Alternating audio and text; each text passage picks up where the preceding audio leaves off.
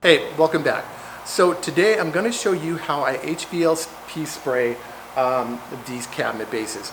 Now I've got basically six furniture bases behind me that need to be painted today. They've all been prepped, they've all been sanded, and they've all got 2 coats of Kilz 2 primer on them. If you're creating a painted product, you really want to make sure you use primer. A good primer like Kilz Original or Kilz 2. What a primer will do is it's going to seal in any stains that are in your wood, any inks that could transfer out, like the stamps that they put on wood at the factory. But more importantly than I don't know if it's more important, but just as important as laying down a good foundation for your paint, your primer is much cheaper. Primer is about $23 a can for the Kilz 2. Whereas this paint, this Sherwin-Williams Emerald paint, runs about $100 a can. So using your primer, you can get a lot of coverage to cover up your raw wood while producing a good foundation for your paint, and a lot cheaper than applying coat after coat after coat of your paint. We're going to be using this Sherwin-Williams Emerald urethane trim paint, and we love this paint. We started out using, of course, the cheaper big box distributed paint brands. We did upgrade about a year and a half ago, and started using Behr products, which were really good. The Behr door and trim enamel, really good stuff. But this Sherwin-Williams Emerald, I was sold this by my local Sherwin-Williams rep. He said it was the bee's knees, for lack of a better euphemism,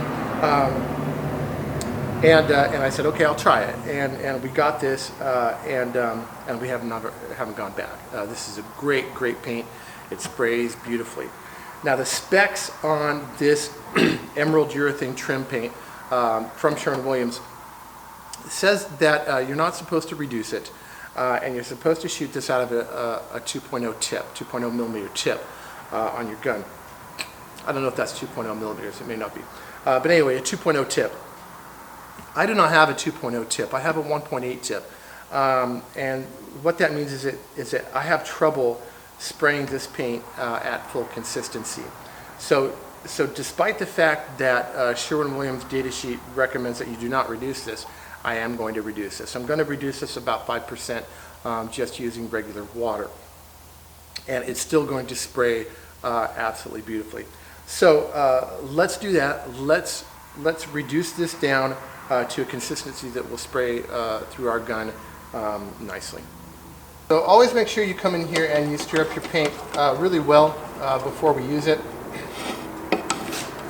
Now I'm going to transfer it to this cup, and I'm going to try and position the camera so that you can see the reflection of my shop lights off the top of this paint, because that's what we're going to use to determine whether or not we've got the right consistency in this paint. Okay, I think I've got this camera angle set up well enough for you to see this. This is the paint right out of the can, and if I come in here and I start dripping this paint along the top of the surface here, hopefully you could see, let me see if you can see that. Let me zoom in. Maybe you can see a little better here. If I drip this paint along the top here, you'll see that it leaves a mark. Wherever these drips fall, or this stream of paint falls on the surface of the paint, it leaves a mark. You can see where it dripped, and you can see it for some time. So I'll go ahead and just run it across there. 1, 2, 3, 4, 5, 6, 7. So we've got like probably 10, 12, I don't know, maybe even 15 seconds here before that trace on the top of this paint disappears. And that's an indicator to me that this paint is too thick. So I want to thin this down to where those traces on the top of this paint really only last maybe 2 to 3 seconds before they completely disappear into the surface of the paint. Okay, I've got some water here. This is bottled water. I'm not using this for any specific reason except that it's old and it was sitting on my workbench. So I'm just going to use this. Using tap water is just fine. But I'm just going to pour a little bit of water in here. Again, I don't want to dilute this down past 5%. And you're going to have to stir this quite a bit to get all this water incorporated. A good couple of minutes here. You'll see that as I pull this stick out, you can see that the paint is clumping on this stir stick, which means that we're still not completely mixed here. So give that a nice stir. Make sure you drag it up from the bottom. And once you think that you've got a nice mixture here and you've worked this water in, let's go ahead and redo our trace test here. And we'll drag this across the top. And 1, 2, 3, and it's gone. So that looks pretty good. You'll get better at this as you do it. The resistance on my hand from this paint still feels a tiny bit heavy. So I'm just going to add just maybe one more little splash of water. I probably have a good 10 ounces of paint in this cup, if not more, maybe even 12 ounces. I haven't even put in 1 ounce of water. I've maybe put in half an ounce of water to this paint. And you can see that just that small amount of water starts to reduce this paint rather quickly. And we'll do our trace test here. And 1, 2, and it's gone. Okay, so now we have no trace of this pour on the top of our paint, and that's where we want to be. Okay, now I'm going to set up my gun, and you're going to want to strain this paint. And I get these off of Amazon sometimes. Or the ones from Harbor Freight actually work really well too. I think they're $8 for 100 of them. They come in a box. If you don't have any of these, you can use pantyhose from the dollar store, and just put the pantyhose over this and run it through the pantyhose, and that works just fine too. We're going to go ahead and pour this paint through our filter here, and I'm putting more paint in this HVLP gun that I'm going to use. If I don't end up using it all, I'll just put it back in the can. I always kind of have in the back of my head a tally of how much I've reduced this paint. So I know that the paint that I'm using out of this can is almost empty, has already been reduced a few times, at least some of it. So I'm a little more careful as I reduce as I'm going. Okay, all this paint has been filtered. This is another way you can tell if you have reduced your paint enough or not. This only took about 2 minutes to get all the paint. Basically, I've got a very thin stream, but to get all the paint through this filter only took about 2 minutes. If you're sitting around waiting for 3, 4, 5 minutes for this thing to completely empty, then your paint is too thick. All right, I've got my paint in my gun, I've got my cap on. I'm using basically 45 PSI here on this gun. That's what this gun is rated at. I always start out with my gun completely closed off. That means I've got my paint flow control all the way in, which completely shuts it off. And then I'll put my fan, I'll close my fan or close my fan down to a point all the way as well. You also want to make sure that this bolt behind your trigger is all the way in. This will work its way out every once in a while right here, and it'll prevent you from pulling your trigger all the way in. On the bottom of your gun, you've got an air volume regulator, not pressure, but volume. And then we've got our pressure regulator here, which you can't see because it's got way too much paint on it. But just trust me, I'm running at 45 PSI. I set this initially months ago when I started using this gun, and I haven't had to change it. So I'm going to start with it completely closed up and shoot. It's going to shoot out any remaining water that might be in the gun. And then I'm just going to start backing it off to where I start seeing paint come through.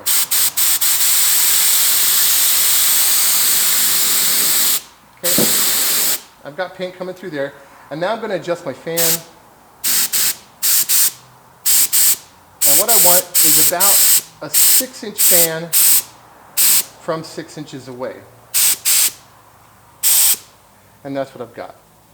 And we're going to, as we're painting, you want to keep a wet edge on this paint as you're going up, and you want to do 50% overlap.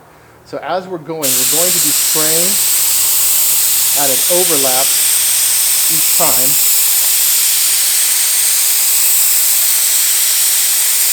Like so, okay? And we're going to be applying more than one coat, so don't stress out if you don't have full coverage on your first coat. You will get that coverage that you're looking for when you come back and you do your second and possibly even third coats.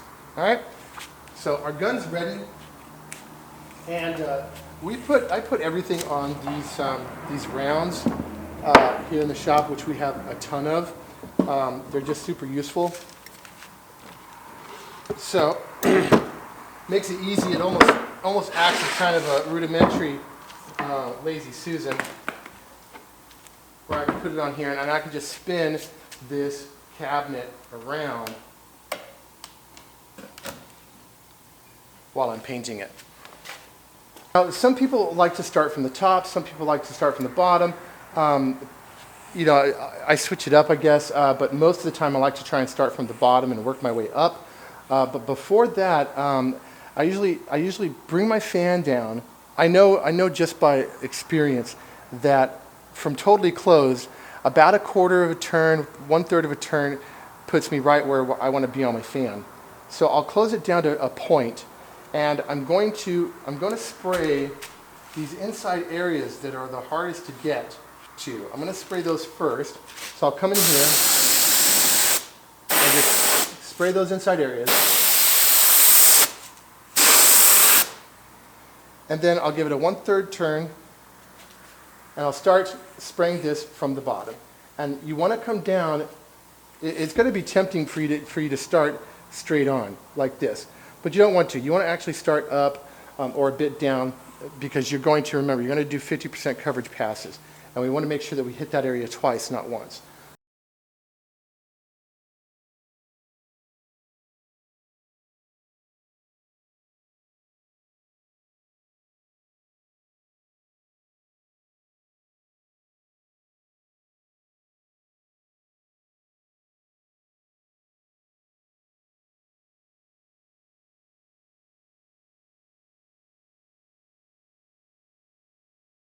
All right, one of the tricky things about shooting HVLP is how wet you want to spray.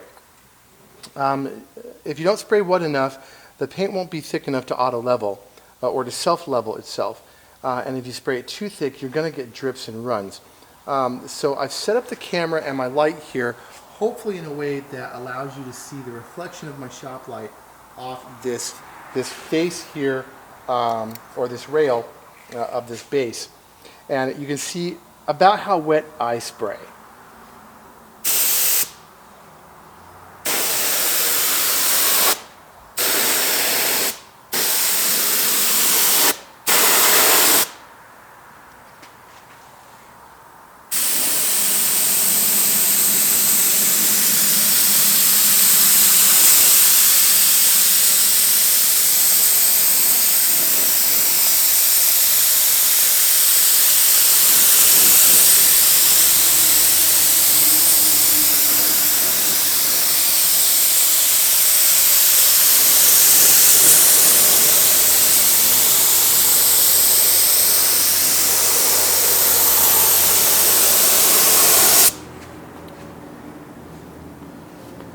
And hopefully what you can see in the camera, I'm hoping anyway, is that once you get a nice layer of paint on here, a nice wet layer, you should see what most people will call like an orange peel look or something like that.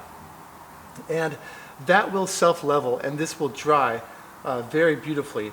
Any wetter and we risk having some drips and runs.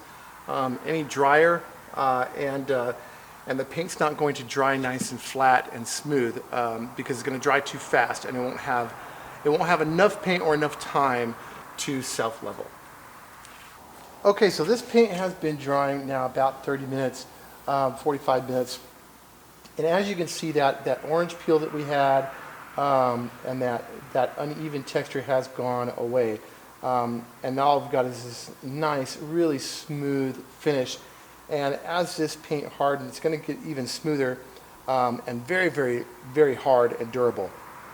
Also easy to clean.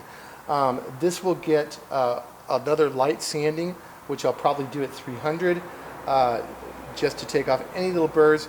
And then we'll do a final third coat on this and it'll be beautiful. All right, that's basically it for HVLP. If you don't have an HVLP gun, I wanted to show you, we have a number of guns, sprayers around this shop. One of the ones we have are these Graco battery operated. We've got two of these, not cheap, they're 600 bucks a piece. And in my honest opinion, I'll do a review of these sometime, but save your money. That is one of the least forgiving tools to use, and I've already had the pumps go out just after a few hours of use on those. That's where I've had to fix the pumps. So I would not suggest those. HVLP is really the way to go. The guns that I have are the same guns that, if you haven't watched the HVLP video from Katz Moses, I believe is his name, go watch that one. He's got the same kit I do. He does a polyurethane clear in his instead of paint. Also a great video to watch. But yeah, $140, $130 for the gun kit. It came with 3 guns, basically 2 of this size, 1 red, 1 blue, and then it comes with a small detailing gun that I don't have any use for, but it's here. But anyways, you'll notice that in the video, my sprayer was sputtering a little bit. That can be due to a number of things, but most generally speaking, it's because, or it's an indicator that I just didn't clean the gun well enough the last time I used it. And that's one thing about these guns is that once you're done using them, you have to clean them really, really well. Get inside where your nozzle and cup screw in. Get inside where your paint comes down on your nozzle. You want to make sure with a brass brush or something very stiff, you get through here. Find one small enough that will actually come out the tip, so you can clean out the inside of that tip. The same thing with your cup that goes on the end. You want to clean that really well. The tip of your needle that goes through the gun, as well as your any bushings or washers that go in. This gun goes together pretty easily. You've got the gun handle, you've got the nozzle. The nozzle's got a little white ring on it that goes here. Then you've got a black washer with basically a protrusion here on the back that fits into a hole here on the front of the gun. This has a wrench to tighten it. I don't have the wrench right now, but I'll tighten that later. You want to make sure that's nice and tight. Your needle will come through the back, through the handle. Your spring goes in the end.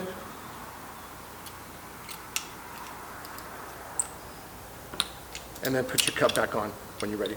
Okay, and that's basically all there is to it. If you have any questions about this gun or spraying HVLP, spraying primer, any of that stuff, I'll probably do a video on how I spray Kilz, which is just slightly different. And then we'll probably do one also on how we spray poly. The red gun that we have that came with the kit, we use only for oil-based finishes. We use this blue one for only for water-based finishes. Anyways, if you've got any questions or comments, leave them in the comment section below and I'll try to answer them. please hit that like and subscribe button. We're really close to 1,000 followers, and it'd be awesome if we could get there, I don't know, someday. Anyways, thanks for watching, and we'll see you next time.